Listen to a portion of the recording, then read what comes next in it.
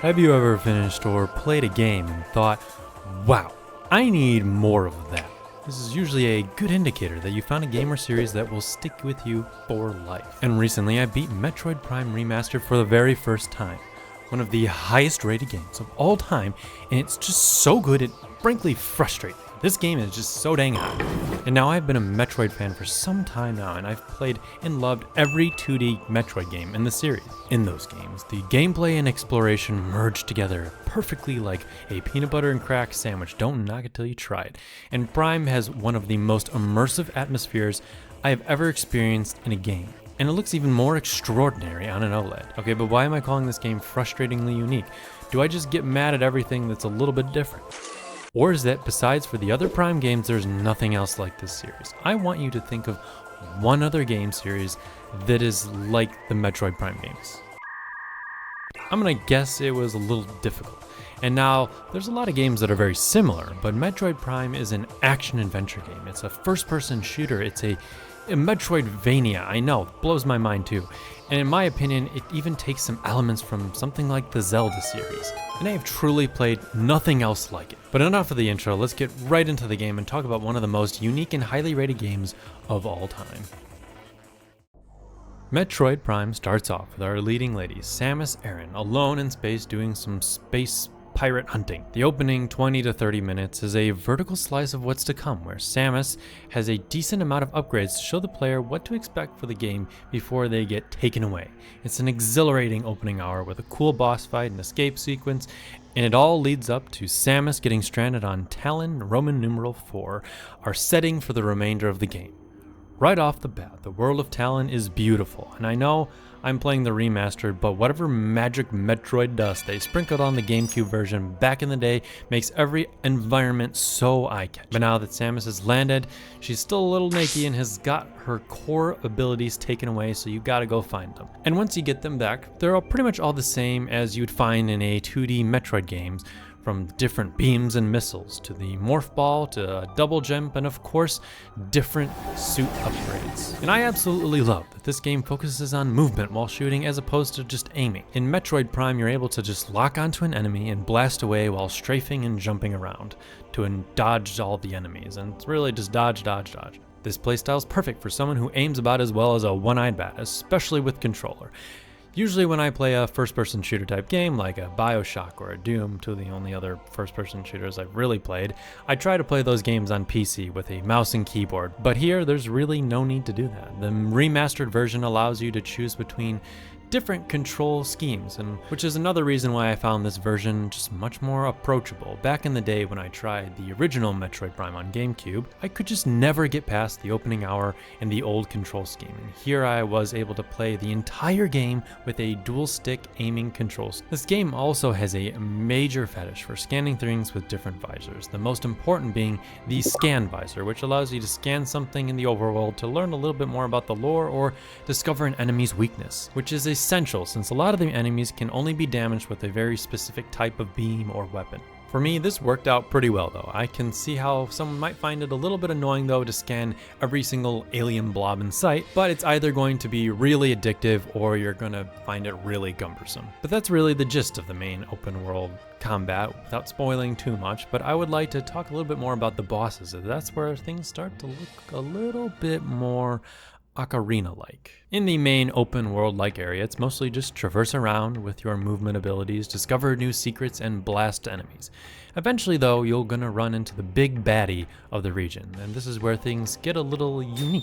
Now, FPSs are usually not my favorite genre, like at all, and I haven't really played a ton, but for the most part, they boil down to aim, shoot, and don't get shot. You can usually switch between different weapons that suit your personality, or in the case of something like BioShock, upgrade your favorite abilities. But here in Metroid Prime, I got a much different feeling, especially with one of the earliest boss fights.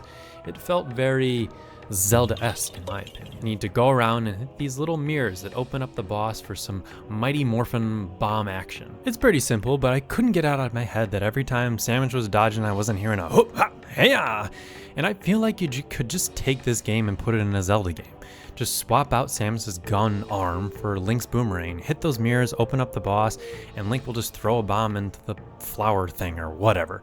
I don't know, maybe I'm crazy, but I feel like I was almost playing a different game for certain boss fights. And I'm not saying this is a bad thing, but really, it shows really how unique some of these boss fights can get.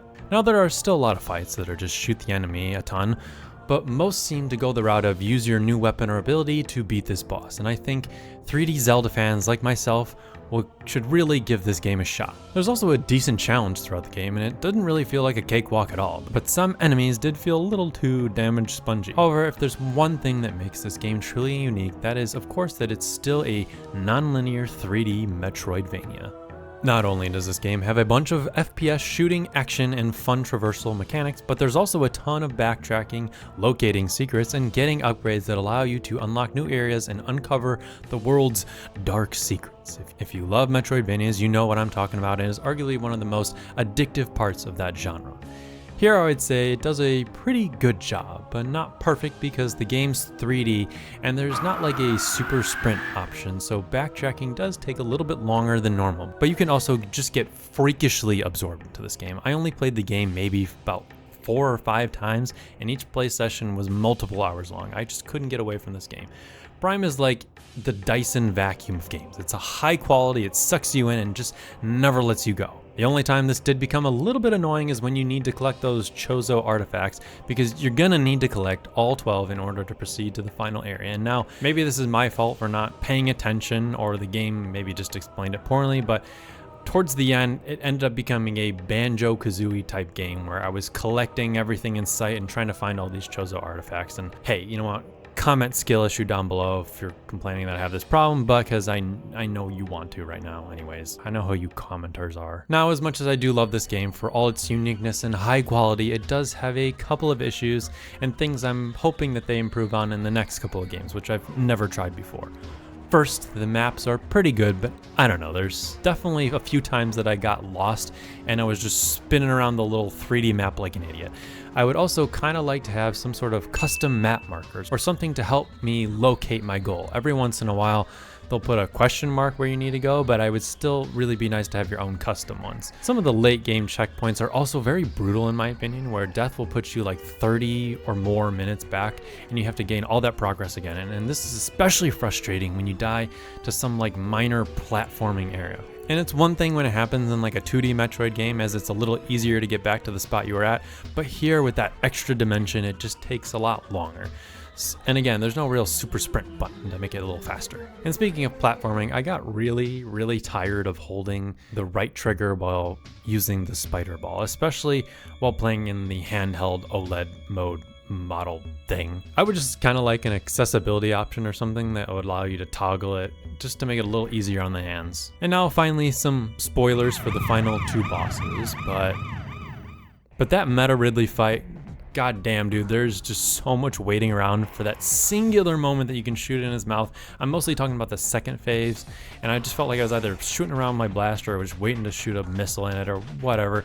I feel like this could have been dialed back just a little bit. And the final boss, it was definitely hard on my first attempt, but after I failed and went back again with some knowledge, it became almost trivial. And yeah, this is a little nitpicky, but I think there could have been a little bit more fine-tuning of the boss fight, since this started to make the game drag on a little bit. And I prefer boss fights that are honestly a little harder technically in the sense, and not just waiting around for the right time and just massive damage sponges. Also, the ending didn't have a classic timed escape sequence, so 0 out of 10. That's really it though. I really enjoyed this game. I think it's one of the most unique games of all time, and as far as I know, no one has really tried to copy this style at all. And I can't wait to play the other games, and we'll see if I review some of the other ones if people seem interested in that. Also, let me know if there is actually an indie game or something that you know of that is a Metroid Prime like. I have not found one yet, but maybe there's something else. Someone else has attempted it out there. Anyways, see you later, Pirate Hunters.